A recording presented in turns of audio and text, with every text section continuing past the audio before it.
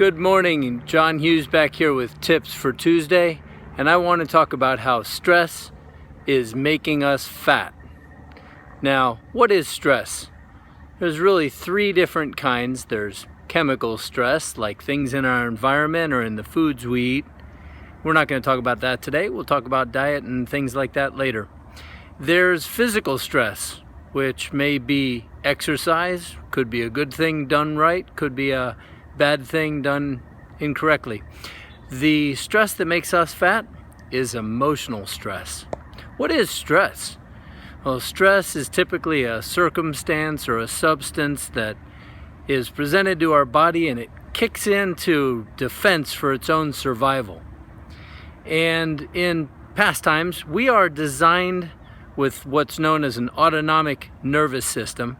It's made of two different sides. There's our sympathetic nervous system, which is our fight or flight, and there's our parasympathetic, which is our rest and digest. And stress causes our sympathetic nervous system to go into fight or flight mode.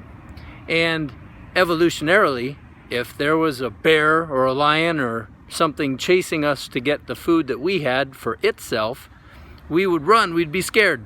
Okay, that would cause stress. The reaction in our body kicks in adrenaline, kicks in cortisol, that makes sugar available in our body so we can run or turn around and defend ourselves or in battle. And that's okay. And you would physically exert yourself, burn off all that sugar. The threat would dissipate or you'd get away from it if you didn't get eaten, and things would calm down and you'd be fine. But in today's day and age, we have constant stress. And things like traffic and alarm clocks and schedules and nonsense on the smartphones and social media and the constant battering of the news, which will polarize everything, and I definitely suggest staying away from that. So we are constantly having this cortisol spike, this sugar spike, and it makes us fat because we just sit there and take it, and it's constant and it doesn't dissipate. And that means that our body is in a constant level of trying to defend itself. And so that ends up going to our belly and actually can give you a fatter belly. And then, have you ever noticed how sometimes your desire after a stressful day of dealing with clients or traffic or problems or whatever, and there was no relief to that, your desire to eat sugary comfort foods to make you feel better? That is a reaction that's basically spurred by those hormones. All right, so now we know what the problem is. What do you do about it? Well, since we can't really get away from it, if we can remove ourselves from a stressful situation, we should do that. We should perhaps leave ourselves more time so traffic doesn't stress us out.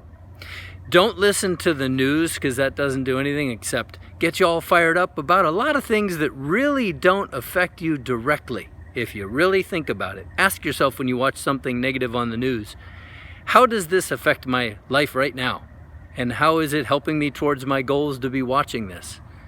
And if the answer to that is that it isn't, then get rid of it. Turn it off.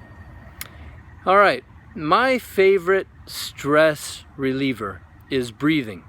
As I mentioned, there's the fight or flight, which is the sympathetic side. There's the parasympathetic side, which calms you down and is for rest and digestion. Okay.